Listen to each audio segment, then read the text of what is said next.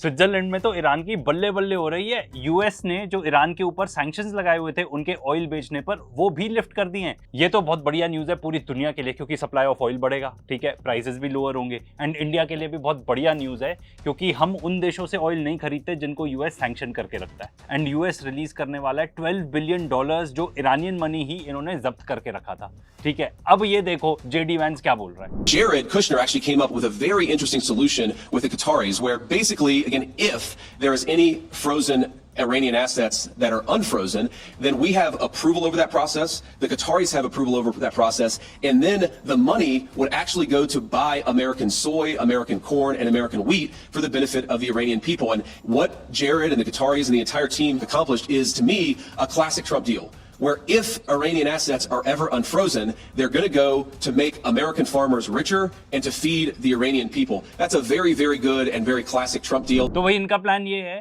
कि ईरान के जो फंड्स रिलीज होंगे, अगर रिलीज होंगे, उससे वो यूएस एग्रीकल्चरल प्रोडक्ट्स खरीदेगा।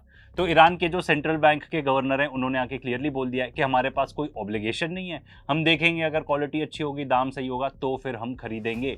तो $6 बिलियन जो है वो उसको यूज करेंगे for basic goods and medicine, और जो बाकी $6 बिलियन है वो ईरान की जैसे मर्जी आई वैसे खर्च कर सकता है ऑन नॉन सैंक्शन गुड्स। अब यार यहाँ पे जो चंगू मंगू इन्वॉल्व हो गए ना स्टॉक्स में, जैरेड कुशनर की बात हो रही है, ये चंगू है, इरिटेट करके रख दिया इन्होंने। इनका प्लान ही रहता है, ये लोग इजरायली स्पाइज है, इनका प्लान ही है कि किसी तरह डील को सैबोटाज करो।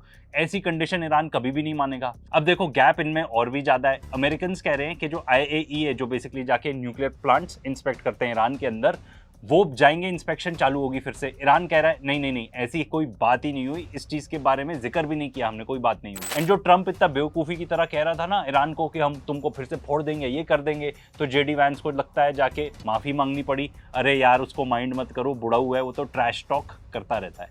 एंड देखो यहाँ पे ये जो अमेरिकन डेलीगेशन है ना, इनमें ज़्यादा एक्सपीरियंस भी नहीं है। जेडी वैंस 41 ईयर्स ओल्ड है, इसने कभी भी इस टाइप की नेगोशिएशन की नहीं है। चंगू मंगू तो यहाँ पे इसलिए हैं क्योंकि एक तो ट्रम्प का दामाद है और दूसरा ट्रम्प का गोल्फ बडी है, एंड वो बेसिकली इजरायली स्पाइज है, ठीक है। उनका यहाँ पे होना बिल्कुल भी जस्टिफाइड नहीं है। एंड दूसरी तरफ आप देखो जो ईरानियन नेगोशिएटर्स हैं, PhD होल्डर्स हैं, वेल क्वालिफाइड है, एक्सपीरियंस्ड नेगोशिएटर्स हैं, तो इन दोनों के बीच में इतना ज्यादा मिसमैच है, क्या बोलो। एंड अब दूसरी तरफ इजराइल को देखो तो वो कह रहा है हम लेबनान नहीं छोड़ेंगे चाहे जो हो जाए। वो एक और फॉल्स फ्लैग की भी तैयारी कर रहे हैं, और इनकी हालत इजरायलीज की इतनी ज्यादा पतली है, जाके अपना विक्ट्री टूर करने लगे। एक कोई इन्होंने टनल कैप्चर किया होगा, उस पर जाके विक्ट्री टूर करने लगे, उसके बाद और भी ज्यादा इजरायली सोल्जर्स मारे गए। एंड ये इजरायली प्रेस ही रिपोर्ट कर रहा है कि हालत बहुत ज्यादा पतली है इजरायली आर्मी की, सोल्जर्स मर रहे हैं, जो रिजर्विस्ट हैं वो भी एकदम थक चुके हैं।